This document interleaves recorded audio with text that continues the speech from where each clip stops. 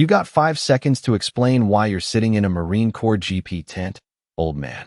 The voice cracked across the crowded canvas shelter sharp enough to cut through the low hum of conversations and the metallic rattle of folding chairs.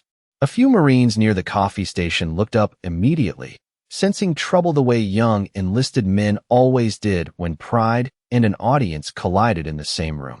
Outside the tent, a cold November wind pushed against the thick olive-drab canvas, making the support poles groan softly.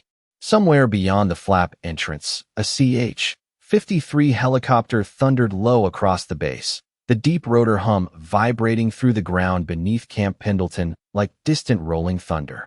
Inside the GP tent, Corporal Mason Reed stood tall in fresh desert camis, sleeves perfectly rolled, jaw tight with the kind of confidence that came from being 23 years old and recently promoted. He held a paper coffee cup in one hand and looked down at the old man seated quietly near the historical display table. Walter Bishop didn't answer right away. He sat alone on a metal folding chair beneath a faded Marine Corps banner that had probably survived 3 deployments and 2 storage warehouses. His old canvas jacket looked worn smooth at the elbows. Mud-stained boots rested flat against the concrete floor.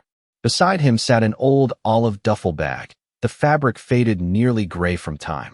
He looked out of place among the polished uniforms and young faces moving through the tent for the base heritage event. But not nervous. Never nervous. Reed smirked when the silence stretched too long. That's what I thought. 2 younger Marines standing behind him chuckled under their breath. One nudged the other with an elbow, already enjoying the show. Walter slowly turned his head toward the corporal. His pale blue eyes looked calm. Not confused. Not intimidated. Just tired in a way that didn't come from age alone. Reed mistook the silence for weakness immediately. Most people did. You lost, Grandpa? Reed asked louder this time, making sure nearby Marines could hear him. Family Day is across the lot. More laughter rolled through the tent now. A lance. Corporal, near the coffee urn, grinned into his cup. Someone muttered, "Damn," under their breath. Walter's gaze drifted past Reed toward the tent entrance where the American flag snapped hard in the coastal wind outside. For a second, the old man looked somewhere far away, somewhere colder, somewhere louder. Then the moment passed. Reed stepped closer. This section's restricted for active duty Marines and authorized guests only. He pointed at the old duffel bag beside Walter's boots. You here selling antiques or something? One of Reed's buddies snorted loudly. The atmosphere inside the GP tent shifted into that dangerous territory where embarrassment started turning into performance. Marines gathered slowly without meaning to. A few older staff NCOs glanced over from the far side of the tent, sensing the disrespect before hearing the words themselves. Walter finally spoke, his voice low and rough like gravel under heavy tires. Just sitting down. Reed laughed once through his nose. Outstanding mission, sir. The sarcasm dripped thick. He took another sip of coffee, then leaned closer. You know, you can't just wander onto a Marine base because you feel nostalgic. Walter looked back at him quietly. Reed suddenly noticed something strange then. The old man's posture. Even sitting down, his back stayed straight without effort. His boots were planted evenly like muscle memory. His eyes never darted around the room the way civilians usually did around Marines. He just watched everything calmly, measuring. The wind pushed against the tent again with a hollow flap of canvas overhead. Somewhere outside, boots crunched across gravel. Walter rested one weathered hand lightly against the old duffel bag beside him, almost absent-mindedly. Reed followed the movement briefly before shaking the feeling off. All right, the corporal said with a grin, loud enough for half the tent to hear now. Let's hear it, old man. He crossed his arms. What rank were you supposed to be?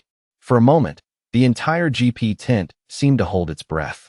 The laughter faded unevenly, replaced by the rustle of canvas overhead and the distant whining hum of generators somewhere outside in the motor pool. Corporal Mason Reed smirked like he had already won whatever game he thought he was playing. Around him, a loose half-circle of Marines watched with growing curiosity, paper coffee cups steaming in their hands beneath the harsh fluorescent lights hanging from the tent frame. Walter Bishop stayed seated. His weathered hand rested calmly on the old duffel bag beside his boot. He looked up at Reed with an expression so steady it became unsettling the longer it lasted. Reed expected irritation. Maybe confusion. Maybe embarrassment. Instead, he got silence, so controlled it almost felt deliberate. Well, Reed pressed. What was it? Walter's eyes drifted briefly toward the rows of historical photographs pinned against the display wall nearby. Black and white Marines stared back from frozen decades. Korea, Vietnam, Desert Storm. Men standing shoulder to shoulder beneath helicopters and rain and smoke. Young faces carrying old eyes. Walter looked at them quietly before answering. Long time ago, he said. His voice came low and even, roughened by age, but carrying far enough that the Marines closest to Reed stopped moving entirely. Reed grinned wider. That is not a rank. A few younger Marines laughed again, but softer this time. Less confident. Something about the old man felt wrong now in a way none of them could explain. Reed stepped closer until his polished boots stopped inches from Walter's worn ones. Come on, Grandpa. Everybody was something. Walter looked back at him without blinking. Depends who was asking. The words landed differently than Reed expected. No attitude. No challenge. Just wait. The kind that settled into the air and stayed there. One of the Marines, near the coffee station, slowly lowered his cup. Another stopped, smiling altogether. Reed noticed none of it. His pride had momentum now. Oh, I get it, he said loudly. Secret squirrel stuff, huh? He looked around for approval. Probably clean latrines for some classified unit. A few scattered chuckles answered him. Walter remained motionless except for one small thing. His thumb brushed lightly against a faded stitch on the old duffel bag beside him. Reed finally noticed the bag. Up close now. Heavy canvas. Old Marine Corps markings nearly worn away. The fabric looked older than half the tent. There was a patch sewn near the side pocket, faded almost white from time and weather. Reed squinted at it briefly but could not make out the symbol. Outside, another gust of coastal wind rattled the tent hard enough to make the hanging lights sway slightly overhead. The sound of boots crunching across gravel drifted in from beyond the entrance flap. Somewhere nearby, a loudspeaker announced the beginning of the base demonstration schedule. Walter never looked toward the noise. His eyes stayed fixed calmly on Reed. The corporal suddenly felt irritated by that calmness more than anything else. You know what your problem is? Reed said. Guys like you come around these events pretending you were part of something bigger than you were. Walter said nothing. Reed pointed casually toward the old man's chest. You got no ribbons. No insignia. No veteran cap. Nothing. His grin sharpened. Hard to tell if you were even in the Corps at all. Across the tent, Staff Sergeant Noah Reyes finally looked up from the historical display he had been organizing near the back wall. His eyes narrowed slightly toward the growing crowd around Walter Bishop. He had only caught pieces of the exchange so far, but something about the old man's posture made the hairs rise along the back of his neck. Not fear. Recognition. The kind that came from instinct before memory. Reed leaned down slightly toward Walter with a mocking half-smile. Tell you what, old-timer. His voice dropped lower now, almost playful. If you were really somebody, he nodded toward the duffel bag, then you probably had a call sign too, right? The question settled over the GP tent heavier than the sound of the wind outside. Marines stopped drifting between tables. Conversations near the coffee station faded out one by one until only the distant hum of generators and the steady flap of canvas overhead remained. Corporal Mason Reed stood there with a grin that was beginning to harden around the edges. He expected another vague answer. Another old man trying to sound mysterious. Walter Bishop looked down at the worn duffel bag beside his chair for a long moment. His weathered fingers rested against the faded fabric near the old stitched patch. The overhead fluorescent lights buzzed softly above him, washing pale color across the deep lines in his face. He seemed completely untouched by the attention gathering around him. What? Reed asked with a smirk. You forgot it. A few Marines laughed quietly behind him. Walter finally looked up again. His pale blue eyes stayed calm, almost distant, like part of him was standing somewhere far beyond Camp Pendleton and the cold Pacific wind outside the tent. Long time ago, he said quietly. Reed spread his hands theatrically. There it is again. More laughter followed, but thinner now. Nervous. One Marine, near the entrance, glanced toward Staff Sergeant Noah Reyes across the tent. Reyes had stopped sorting display materials entirely. He stood perfectly still now, watching Walter Bishop with growing focus. Reed leaned closer. Come on, old-timer. Every real Marine had a call sign. That is how this works. Walter said nothing at first. The silence stretched just long enough to make the Marines around them uncomfortable. Outside the tent flap, a pair of helicopters passed low along the coastline. The deep, rhythmic thump of rotor blades rolled faintly through the canvas walls. Walter's eyes shifted slightly at the sound. Not toward the aircraft, toward the memory behind it. Reed noticed the movement and grinned wider. What was it, he asked. Something tough. He looked around the tent. Let me guess. Eagle. Wolf. Reaper. A lance corporal snorted into his coffee. Another Marine folded his arms, waiting. Walter exhaled slowly through his nose. Then he answered. Raven actual. The words were quiet, barely above conversation level, but the effect was immediate. Somewhere near the back of the GP tent, a metal clipboard slipped from somebody's hand and clattered sharply against the concrete floor. Nobody laughed. Nobody moved. Reed blinked once, confused by the sudden shift around him. Walter remained seated exactly as before, one hand resting lightly against the old duffel bag. Staff Sergeant Reyes stared at him now with visible disbelief spreading across his face.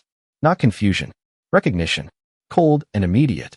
Reed looked around at the silence gathering around him and forced out a laugh. Okay, he said loudly. Sure. But his voice no longer carried the same confidence. Reyes stepped forward slowly from across the tent, eyes locked on Walter Bishop. Say that again, he said carefully. Walter looked toward him without changing expression. Raven actual. Reyes felt his stomach tighten instantly. He had heard the name before. Not in casual conversation. Not in stories around the barracks. In archive footage. Recon lectures. Command briefings delivered in rooms where nobody joked and nobody interrupted.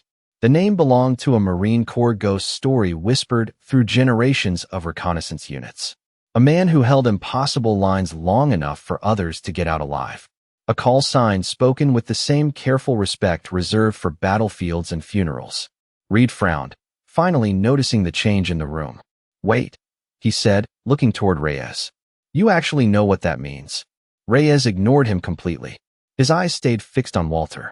The old man's face remained calm beneath the harsh fluorescent light, but Reyes could suddenly see it now beneath the age. The posture, the stillness, the eyes that tracked every entrance and exit without appearing to move at all. His pulse began to climb. Outside, the wind struck the side of the GP tent hard enough to make the canvas ripple like distant thunder. Then Reyes quietly reached for the radio clipped to his belt. The soft crackle of static from Staff Sergeant Noah Reyes's radio sounded unnaturally loud inside the silent GP tent. Nobody seemed willing to move anymore. Marines stood frozen beside folding tables and historical displays beneath the harsh fluorescent lights while the coastal wind pushed against the heavy canvas overhead in slow rhythmic waves. Corporal Mason Reed looked around uneasily now, realizing too late that something had shifted far beyond a harmless joke. Reyes kept his eyes locked on Walter Bishop as he raised the radio toward his mouth. Command, this is Staff Sergeant Reyes at Heritage Tent. 3, he said carefully. I need verification on a possible recon identifier. Reed forced out an awkward laugh. Come on, Staff Sergeant. You are not seriously doing this. Reyes ignored him completely. Walter remained seated with one hand resting lightly on the old duffel bag near his boots. His expression had not changed at all. The old Marine Corps banner behind him fluttered slightly from the cold air, sneaking beneath the tent flaps. Repeat identifier. The radio answered through a burst of static. Reyes swallowed once. Raven actual. The response did not come immediately. Instead, there was silence. Long enough that Reyes felt the hairs rise across the back of his neck. Reed shifted his weight awkwardly beside Walter now, his earlier confidence draining away by the second. What is Raven actual supposed to even mean? He muttered, trying to sound dismissive. Nobody answered him. Walter's pale blue eyes drifted toward the far side of the tent where an old reconnaissance photograph hung crooked against a display board. A younger generation of Marines stared back from the faded image beneath jungle rain and rotor wash. The sound of the radio static softened into something else in his mind. Rotor blades. Heavy and distant. The deep, rhythmic thunder of helicopters cutting low through humid air. Walter blinked once slowly. Suddenly, the cold California wind outside the GP tent disappeared. In its place came the thick, suffocating heat of another country half a century earlier. Humid jungle air pressed against sweat-soaked fatigues. The smell of mud, aviation fuel, and rainwater filled his lungs again. Somewhere beyond the darkness of dense trees, radio chatter snapped sharply through the night. Raven Actual, report your position. Walter's younger hands tightened around a muddy field radio handset, slick with rain. Nearby Marines waited silently beneath shredded camouflage netting while distant rotor blades echoed somewhere beyond the clouds. Exhausted faces looked toward him for direction, for calm, for certainty. Not because of rank, because he had become the man people listened to when things turned impossible. The memory flickered like old film and vanished. As quickly as it came, Walter sat quietly inside the GP tent once more beneath fluorescent lights and snapping canvas. Reed stared at him uncertainly now. "You okay?" he asked, though the sarcasm was gone. Walter did not answer.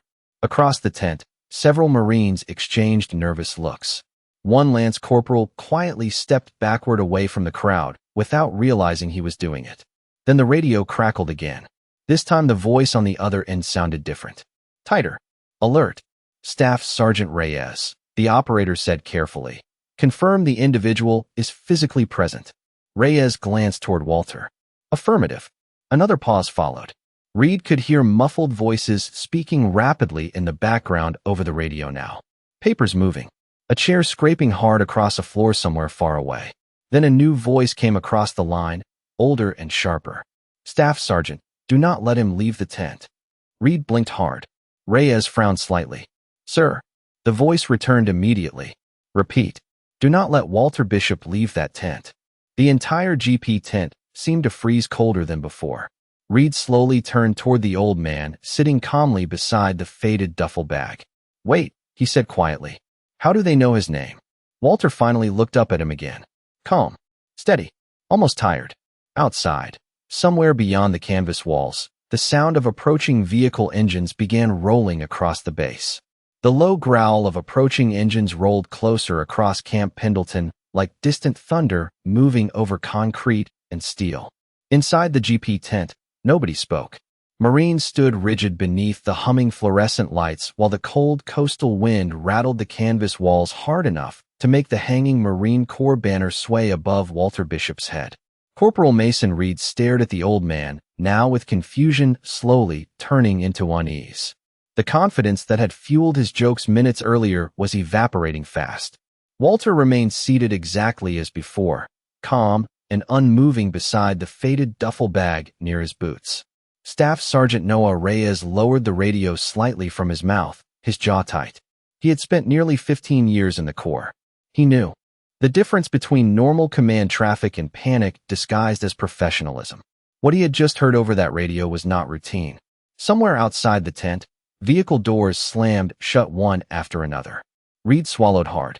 Okay, he said quietly, trying to regain control of the moment. Can somebody tell me what is happening? Nobody answered him. Reyes kept watching Walter carefully now, like a man trying to confirm whether a ghost was actually sitting in front of him. Across the tent, a young lance corporal slowly pulled out his phone before another Marine immediately pushed it back down. Do not, he muttered under his breath. The atmosphere inside the tent had changed completely. It no longer felt like a base event. It felt like the seconds before inspection. Walter's pale blue eyes drifted once more toward the old recon photographs hanging crooked along the display wall. His gaze settled on a faded image of Marines standing knee-deep in jungle water beside a weather-beaten helicopter. The sound of engines outside blended with something older in his memory. Rotor blades. Rain striking metal. Radio static crackling through humid darkness. Suddenly, the fluorescent lights above him disappeared in his mind, replaced by the weak red glow of emergency lighting inside a transport helicopter cutting low across endless jungle canopy. Walter was young again. Mud streaked across his face. Rainwater dripped from the edges of his sleeves while exhausted Marines packed tightly around him fought to stay awake after nearly 40 straight hours in the field. The helicopter shook violently in the storm. Somewhere beyond the open side door, lightning flashed across black clouds and distant mountain ridges. A nervous young radio operator looked toward Walter with wide eyes. What if they are not there when we land? Walter tightened the strap on his gear calmly before answering. Then we stay until they are. Nobody questioned him after that. Nobody ever did when his voice sounded like that. The memory shifted again. Rain hammered against the helicopter frame. The smell of wet canvas and aviation fuel filled the air while distant radio chatter snapped through. Static. Raven actual. Confirm extraction point. Walter reached for the radio handset with steady hands despite the exhaustion carved deep into every face around him. He could still feel the vibration of rotor blades through the metal floor beneath his boots. Then the memory vanished abruptly. Walter blinked once and returned to the present beneath the cold fluorescent lights of the GP tent. Outside, boots moved quickly across gravel now. Multiple sets. Disciplined. Fast. Reed heard it too. His eyes widened slightly as shadows passed beyond the entrance flap. Then a Marine captain suddenly stepped into the tent breathing hard, his eyes immediately searching the room until they landed on Walter Bishop. The captain stopped dead. Every Marine in the tent straightened instinctively. The captain's expression shifted from urgency to disbelief in less than a second. "Sir," he said quietly toward Walter, almost involuntarily. Reed felt his stomach drop. The captain realized what he had just said and quickly corrected himself, but the damage was already done. Every Marine in the tent had heard it. Walter looked up slowly at the younger officer. Calm, patient, like a man who had already lived through storms far louder than this one. Then from outside the tent came another sound that changed the entire atmosphere instantly. The sharp, unmistakable crunch of senior command vehicles arriving all at once. The sound of command vehicles outside the GP tent spread through the air like a pressure wave. Heavy tires rolled over gravel. Doors opened sharply. Boots hit pavement in fast, disciplined rhythm. Inside the tent, every Marine instinctively straightened before they even understood why. The atmosphere had changed from uncomfortable to electric. Corporal Mason Reed stood frozen beside Walter Bishop now, his face pale beneath the fluorescent lights. The earlier sarcasm in his expression had vanished completely. Staff Sergeant Noah Reyes lowered his radio slowly, eyes still locked on the old man seated beside the faded duffel bag. Walter remained calm through all of it. One weathered hand rested lightly against the bag near his boot while the cold wind rattled the tent walls. Around him, he looked less like someone caught in a dramatic moment and more like a man waiting for weather to pass. Outside, voices barked short, clipped instructions. Reed heard somebody call for perimeter clearance. Another voice answered immediately. The young corporal swallowed hard. "Who are they bringing here?" he asked quietly. Nobody answered him. The Marine captain near the entrance flap suddenly snapped to attention as shadows crossed outside the tent. Then the flap opened hard against the wind. Two senior officers entered first, scanning the room instantly before stepping aside. The conversations that had survived in scattered corners of the GP tent died completely. Every Marine inside stood straighter now. Walter Bishop slowly lifted his eyes toward the entrance. The third man who entered wore the subdued authority of someone long past needing to prove rank. Lieutenant General Arthur Vance moved through the tent with fast, deliberate steps, his cold weather service uniform perfectly pressed despite the coastal wind outside. Silver hair lined his temples. His eyes swept across the crowded tent once before stopping completely on Walter Bishop. The general froze. It happened so suddenly the Marines nearest the entrance noticed immediately. Arthur Vance stared at the old man for one long silent second, and something deep behind his composed military posture visibly shifted. Respect. Shock. Relief. Reed felt his pulse begin hammering in his throat. The general walked forward slowly now, passing rows of silent Marines who instinctively stepped aside to clear his path. Nobody moved. Nobody even breathed too loudly.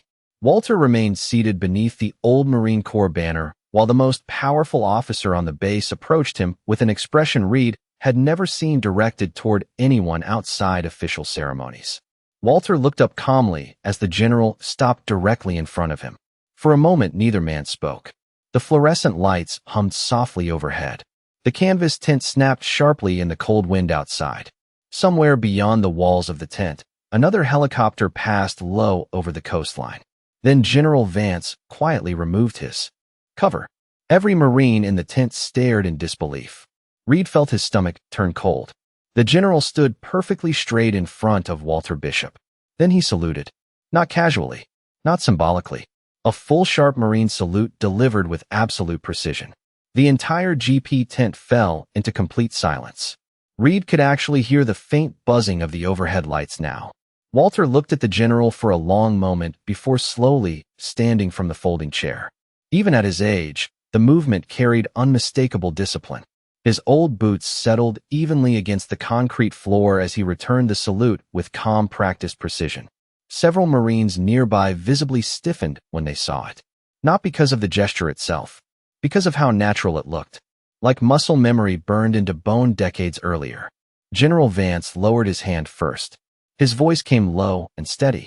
"Sir," he said carefully, "we thought you stopped coming to these events years ago." Reed blinked hard at the word. "Sir. Not Mr. Not veteran. Sir." Walter looked around the silent GP tent slowly, his pale blue eyes moving across rows of young Marines standing frozen beneath the fluorescent lights. Then he answered in the same calm, rough voice that had unsettled Reed from the beginning. "I wanted to see if the Corps still remembered how to listen."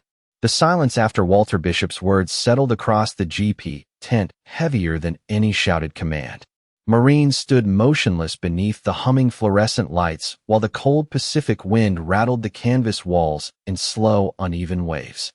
Lieutenant General Arthur Vance remained standing directly in front of Walter, his cover tucked firmly beneath one arm now, his expression carrying the weight of memory instead of rank. Corporal Mason Reed felt heat rising into his face despite the cold air moving through the tent. A few minutes earlier, he had been joking in front of his friends. Now a three-star general was standing at rigid attention in front of the old man Reed had mocked beside a folding chair and a faded duffel bag. Nobody in the tent knew where to look anymore. Walter slowly lowered his salute. His weathered hand drifted back to the old canvas bag beside him while his pale blue eyes moved quietly across the young Marines standing around the tent. Some looked embarrassed. Others looked stunned. A few looked almost ashamed. General Vance finally spoke again, his voice calm, but carrying easily through the complete silence. "You should have informed command you were coming, sir." Walter gave the faintest shrug. Did not seem necessary. The answer almost made several older Marines smile despite the tension hanging in the air. Reed stared at Walter in disbelief. Nothing about the old man matched what he expected from someone powerful. No arrogance. No dramatic speech. No anger. Just calmness, so steady it made everyone else feel loud by comparison. Staff Sergeant Noah Reyes remained near the radio table, still visibly shaken. He had spent years hearing fragments of stories about Raven Actual during recon training rotations. Nobody ever spoke about the man directly. The stories were always partial. A call sign mentioned in archived field reports. A photograph removed from briefing slides before junior Marines could ask questions. Instructors who suddenly changed subjects whenever the name surfaced. Reyes had honestly believed half the stories were exaggerated. Looking at Walter Bishop now, he realized the truth was probably worse. Outside the tent, command personnel continued gathering quietly near the vehicles. Nobody entered without permission. Nobody interrupted the silence inside. General Vance glanced briefly toward the Marines surrounding Walter before speaking carefully. Most of these young men were not even born when your unit crossed the Keeson corridor. Reed blinked at the unfamiliar name. Several older staff non-commissioned officers immediately stiffened. Walter looked down briefly, his expression unreadable beneath the harsh fluorescent lighting. "That was a long time ago." "Not for the Corps," Vance replied quietly. The general's voice carried no theatrics, no performance, just respect stripped completely bare. Reed finally found his voice again. "Sir," he asked carefully toward the general, "who exactly is he?" Every eye in the GP tent shifted instantly toward Arthur. "Vance." The general looked at the young corporal for a long moment before answering. The reason several reconnaissance doctrines still exist. Reed felt his stomach tighten. General Vance slowly turned back toward Walter. "Your extraction reports are still studied at Quantico." Walter let out a quiet breath through his nose, almost amused by the statement. That means somebody finally organized the paperwork. A few older Marines near the back of the tent exchanged quick, restrained smiles. The tension inside the GP tent shifted slightly then. Not lighter. Different. The younger Marines were beginning to understand that they were standing in the presence of something larger than reputation. Something that had become part of the Corps itself. Walter's eyes drifted once more toward the old reconnaissance photographs hanging along the display wall. One image showed exhausted Marines sitting silently beneath helicopter rotor wash with mud covering their uniforms from chest to boots. Walter stared at it quietly. For a second, the fluorescent hum above the tent faded again in his memory. He could hear rotor blades chopping through wet mountain fog. Smell rain hitting hot engine metal. Hear young Marines laughing weakly after surviving another impossible night. Then the memory slipped away like smoke. Walter looked back at the room full of young faces surrounding him now. Most men from those days are gone, he said softly. The Corps keeps getting younger. Nobody answered him. Nobody knew how to.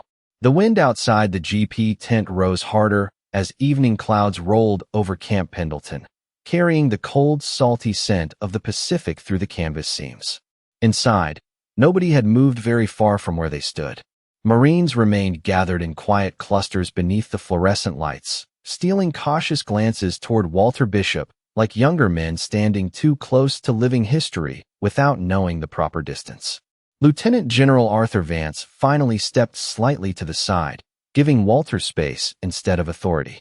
That detail alone unsettled Corporal Mason Reed more than anything else had so far. In the Marine Corps, space around rank mattered. And right. Now the general himself was giving ground to an old man in worn boots and a faded jacket. Walter slowly bent beside the folding chair and rested one hand on the old duffel bag. The canvas creaked softly beneath his fingers. Reed noticed then how carefully Walter handled it. Not like luggage. Like memory. The room stayed silent as Walter unfastened one of the worn straps. Several Marines leaned forward slightly without realizing they were doing it. Walter reached inside the old bag and pulled out a weathered leather folder darkened by age and years of handling. The edges were cracked. One corner looked burned slightly black. Walter held it for a moment in silence before offering it quietly toward General Vance. "You should probably give these back to the archives," he said. Vance accepted the folder carefully with both hands. The general opened it slowly beneath the fluorescent lights, while several senior Marines nearby instinctively stepped closer. Reed could only catch fragments from where he stood. Old reconnaissance photographs. Faded maps marked with handwritten coordinates. Water-stained field notes. One page carried signatures from officers Reed recognized immediately from Marine Corps leadership halls and museum displays. Then Vance stopped on a single photograph buried near the back. The general stared at it silently for several seconds. His expression changed completely. Respect deepened into something closer to grief. Reyes noticed it too. "Sir?" he asked quietly. Vance turned the photograph outward just enough for the nearby Marines to see. 5 young reconnaissance Marines stood together beneath helicopter rotor, washed somewhere deep in jungle mountains decades earlier. Mud covered their uniforms nearly black. Exhaustion lined every face. But all 5 were smiling. Young. Alive. Walter stood in the center of the photograph, holding a radio handset against his chest.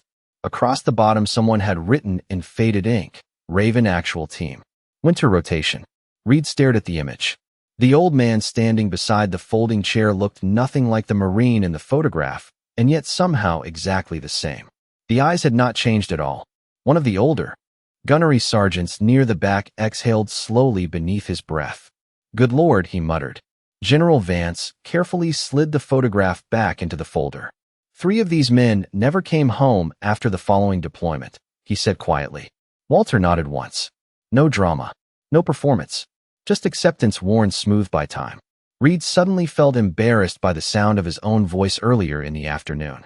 Every joke, every smirk, every careless word. The weight of it settled heavily in his stomach now. Walter looked around the GP tent slowly.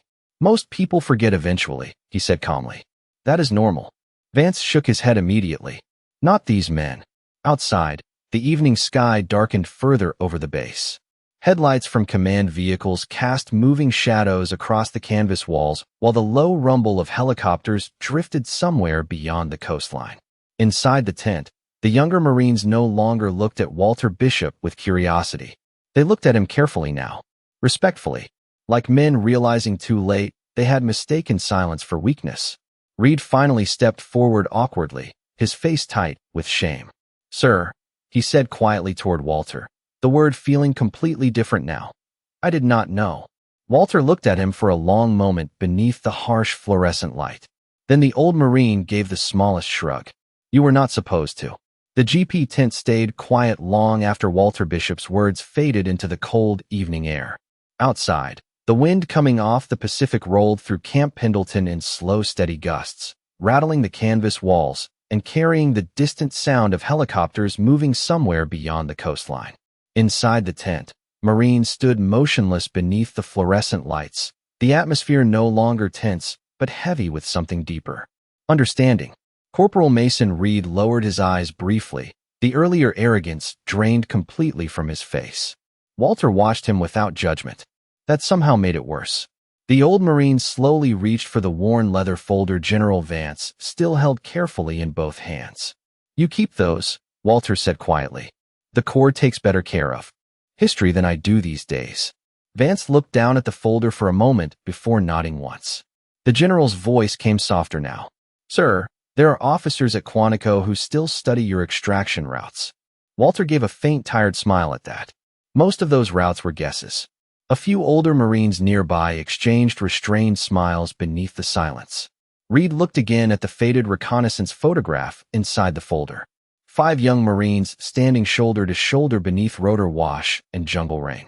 Every one of them looking exhausted. Every one of them smiling anyway. Only one of them was still standing inside this tent now. The realization settled heavily over the younger Marines listening nearby. Staff Sergeant Noah Reyes finally stepped closer. Sir, he asked carefully, why did nobody know you were here? Walter looked around the GP tent slowly. At the historical displays. The polished young Marines. The old campaign photographs hanging against canvas walls. Then he answered in the same calm voice he had carried from the beginning. Because this was never about me. The wind pushed sharply against the tent again. Somewhere outside, command personnel quietly dispersed near the vehicles, their boots crunching softly across gravel as the evening deepened over the base.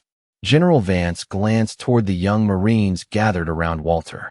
Every one of you, he said firmly, remember this moment. Nobody shifted. Nobody looked away. The Corps survives because men like him carried it long before any of us got here. Reed swallowed hard. Walter looked uncomfortable hearing that much attention directed toward him.